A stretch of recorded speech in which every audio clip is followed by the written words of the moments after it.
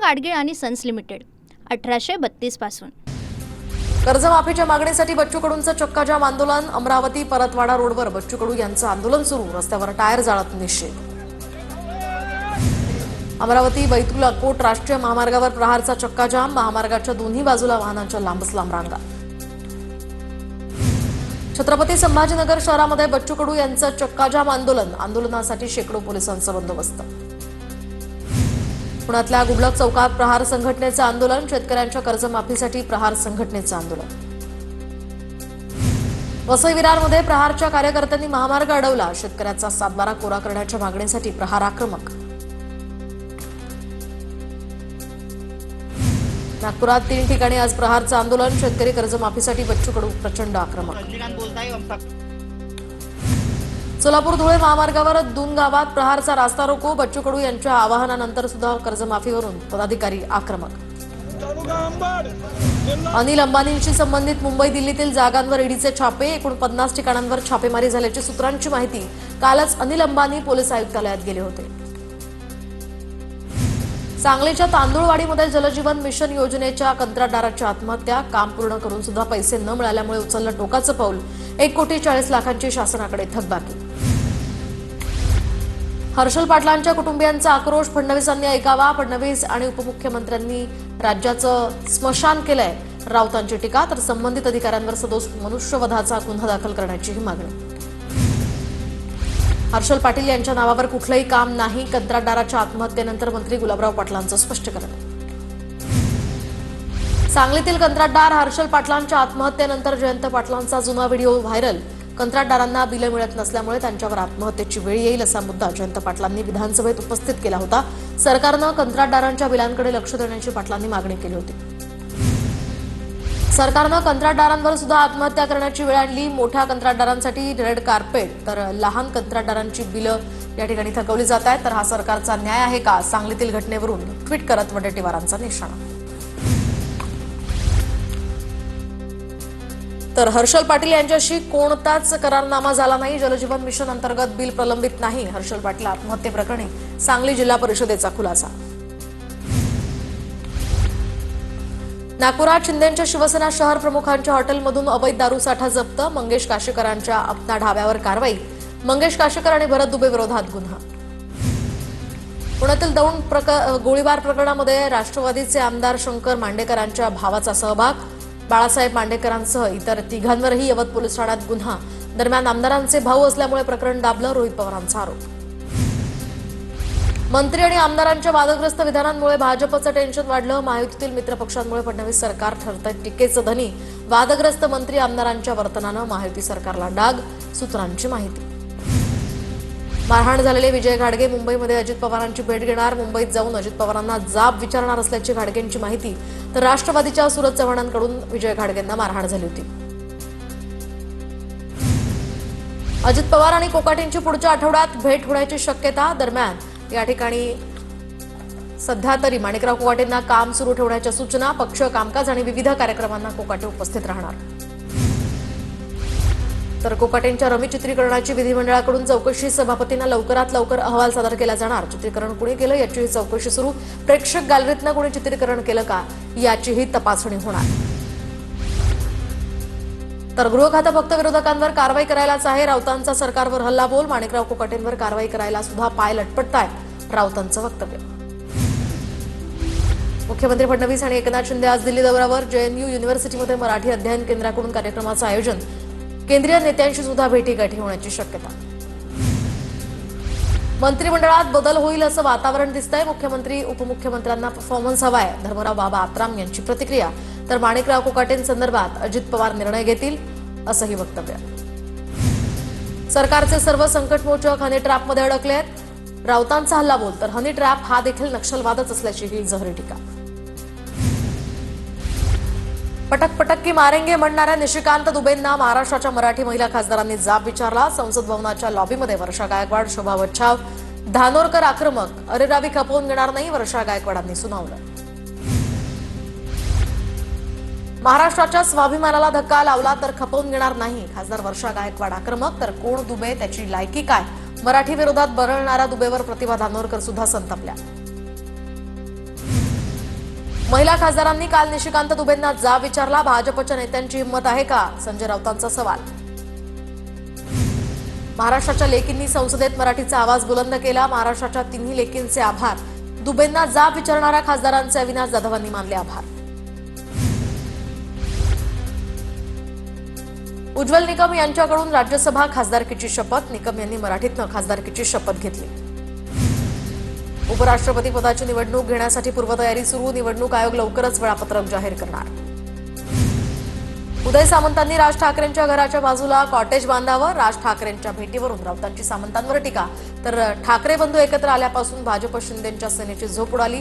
राऊतांचा निशाणा. 2006 मुंबईतील लोकल साखळी बॉम्बस्फोट प्रकरणात महत्त्वाची अपडेट. सुप्रीम कोर्टाकडून मुंबई हायकोर्टाच्या निर्णयाला स्थगिती. दरम्यान मुंबई हायकोर्टानं 12 आरोपींना निर्दोष सोडलं होतं. ज्यांना सोडलं त्यांना पुन्हा जेलमध्ये टाकणार नाही. सुप्रीम कोर्टाकडून स्पष्ट.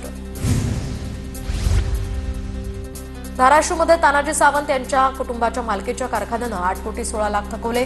थकीत बिलाचा प्रश्न घेऊन ठाकरे गटाचे जिल्हा प्रमुख रणजित पाटील साखर आयुक्तांकडे 7 दिवसात उसबिल मिळालं नाही तर आमरण उपोषणाचाही दिला इशारा. वाल्मिक कराड असलेल्या कारागृहामध्ये एका कैद्याकडे मोबाईल आढळला. कैद्याच्या अंतर्वस्त्रात हा मोबाईल लपवून ठेवला होता. त्यामुळे सुरक्षेवर प्रश्नचिन्ह उपस्थित. नागपूर खंडपीठाचे आमदार विकास ठाकरे आणि प्रवीण दटकेंना नोटीस. दोन्ही विजयी उमेदवारांनी निवडणुकीत आचारसंहितेचं उल्लंघन केल्याचं या नोटीसमध्ये उल्लेख. दरम्यान त्यांना 8 आठवड्यांमध्ये उत्तर देण्याचेही निर्देश. आपली पोस्ट बघितली आणि पुढचा नंबर माझाच असेल का असं वाटतंय. मेसेज वाचून पायाखालची वाळू सरकली आहे. कंत्राटदाराचा मेसेज. जितेंद्र आव्हाडांकडून ट्विट. तर मंत्री छगन भुजबळांची भिडेवाड्याला भेट. क्रांतिज्योती फुले स्मारकाच्या कामाची भुजबळांनी केली पाहणी. भंडाऱ्याच्या लाखणीमध्ये माणिकराव कोकाटेंविरोधात पवारांच्या राष्ट्रवादीचं आंदोलन. कोकाटेंच्या राजीनाम्याची तहसीलदारांना निवेदन देत मागणी. कोकाटेंविरोधात कार्यकर्त्यांची जोरदार घोषणाबाजी. शिर्डीच्या साई संस्थानला पुन्हा धमकीचा मेल. साई मंदिर आणि खोल्यांमध्ये बॉम्ब ठेवल्याचा मेल. भगवंत मान नावानं साई संस्थानला मेल आल्याची माहिती. शिर्डी पोलीस ठाण्यात तक्रार दाखल. साखर महासंघ आणि साखर कारखाने कर्मचारी संघटनांमध्ये 10% पगारवाढीचा करार संपन्न. 200हून अधिक कर्मचाऱ्यांना पगारवाढ मिळणार. मात्र 10% पगारवाढीमुळे साखर उद्योगावर 419 कोटींचा बोजा पडणार. चीन आणि पाकिस्तानमुळे भारतातील कांद्याला फटका. JNPA बंदरामध्ये कांद्याची निर्यात तब्बल 40% घसरली. राज्यातील 1.5 लाख गोविंदांना विमा कवच. सुरक्षेच्या दृष्टीनं राज्य सरकारचा महत्त्वपूर्ण निर्णय. गणेश मंडप उभारण्यासाठी ऑनलाईन अर्जाची सुविधा. पालिकेच्या संकेतस्थळांवर या ठिकाणी संगणकीय एक खिडकी पद्धतीने अर्ज सुविधा उपलब्ध. उत्तर अरबी समुद्र ते बंगालच्या उपसागरापर्यंत कमी दाबाच्या पट्ट्यामुळे समुद्र खवळला. किनारी भागात ताशी 45 किलोमीटर वेगानं वारे. अतिवृष्टीचाही इशारा. शिवाय किनारपट्टी भागातील नागरिकांना सतर्क राहण्याच्या सूचना. आजपासून सलग 4 दिवस समुद्राला मोठी भरती येणार. 26 जुलैला समुद्रात 4.67 मीटर उंचीच्या लाटा उसळणार. भरती काळात नागरिकांना समुद्रकिनारी न जाण्याच्याही सूचना. दरम्यान पावसाळी बंदीमध्ये मुंबई रायगडच्या समुद्रात मासेमारी करणाऱ्या 15 बोटींवर कारवाई. कारवाईमध्ये 19,64,000 रुपयांचा दंड मत्स्य विभागाकडून वसूल. मुंबईकरांचा पाणी प्रश्न मिटला. भातसा तानसा वैतरणा धरण ओव्हरफ्लो. मुसळधार पावसामुळे धरणांची पाणी पातळी वाढली. धरणाचे 5 पैकी 2 वक्र दरवाजेही उघडले. साताऱ्यातील कास पठाराजवळील दुंद, एकी, वाणी, पाबळ धबधबे प्रवाहित. नवीन महाबळेश्वरमध्ये धबधबे पाहण्यासाठी पर्यटकांची गर्दी. राज्यात आज पुणे, रायगड, रत्नागिरी, सातारा, सिंधुदुर्ग, कोल्हापूरमध्ये रेड अलर्ट जारी. तर दरम्यान विदर्भात हवामान खात्याकडून येलो अलर्ट. नाशिकच्या घाट प्रदेशासाठी ऑरेंज अलर्ट जारी. तर काही भागात जोरदार ते मुसळधार पावसाचा इशारा. 31 जुलैपर्यंत शहरासह जिल्ह्यात पावसाचा जोरदार कमबॅक होण्याचाही अंदाज. कोल्हापूरच्या अक्कलकोटमधील बादोला ते बोरगाव गावातील ओढ्याला पूर. मुसळधार पावसामुळे मुख्य रस्ता पाण्याखाली.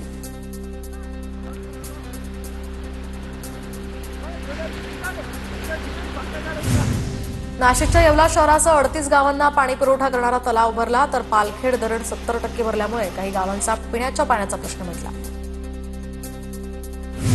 दक्षिण सोलापूर तालुक्यातल्या वडजीमध्ये मुसळधार पाऊस. तर खराब रस्त्यात पावसाचं पाणी साचल्यामुळे ग्रामस्थ आणि विद्यार्थ्यांना नाहक त्रास. रस्त्याकडे प्रशासनाचं मात्र दुर्लक्ष. जालन्यामध्ये 4 लाख गारपिटीग्रस्त शेतकऱ्यांना 3.25 कोटी रुपयांचं अनुदान मंजूर. नुकसानीनंतर 4 महिन्यांनंतर शासनाची मदत. डीबीटीद्वारे थेट शेतकऱ्यांच्या खात्यात अनुदान जमा होणार. बुलढाण्याच्या लोणारमध्ये 2 दिवसांपूर्वी झालेल्या पावसामुळे शेतीचं मोठं नुकसान. शेतकऱ्यांवर सध्या दुबार पेरणीचं संकट. शासनाकडे आता नुकसान भरपाईची मागणी. धाराशिव तालुक्यातल्या उपळा गावात पायलट प्रोजेक्ट सुरू. दरम्यान सोयाबीन उत्पादनात एआयचा वापर. वेदर स्टेशन आणि सॉइल सेन्सरच्या माध्यमातून शेतकऱ्यांना आता मार्गदर्शन.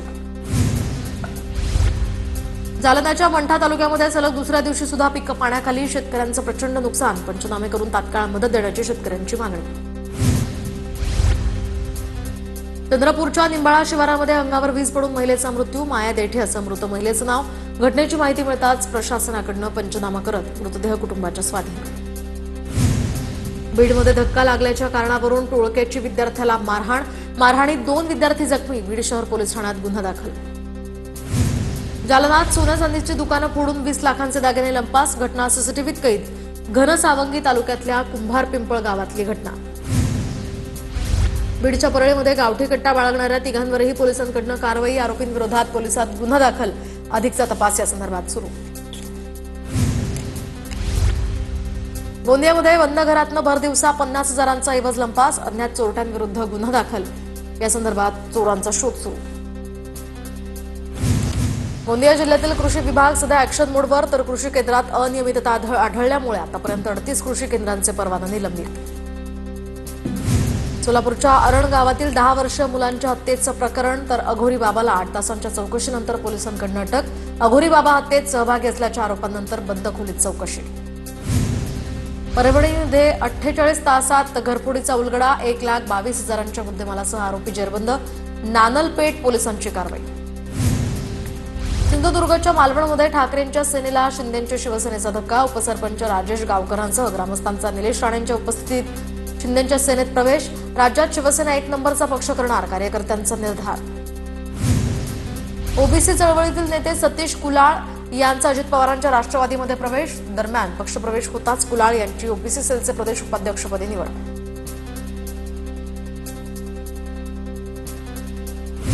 पुण्यात मार्तंड देवस्थानकडून भव्य रक्तदान शिबिराचं आयोजन. अभिनेते देवदत्त नागेंच्या हस्ते खंडेरायाचं पूजन करून शिबिराचं आयोजन. रत्नागिरी जिल्ह्यामध्ये मध्यवर्ती सहकारी बँकेची सर्वसाधारण सभा संपन्न. सेवानिवृत्त होणाऱ्या बँकेचे मुख्य कार्यकारी अधिकारी अजय चव्हाणांचा सत्कार. बँकेचा व्यवसाय प्रथमच 5,000 कोटींवर पोहोचला. राज्य निवडणूक आयुक्त दिनेश वाघमारेंकडून नागपूर विभागातील निवडणूक पूर्वतयारीचा आढावा. आगामी निवडणुकीसाठी 1 जुलैची मतदार यादी ग्राह्य धरणार. निवडणुकीची तयारी करण्याच्या निवडणूक आयुक्तांच्या सूचना.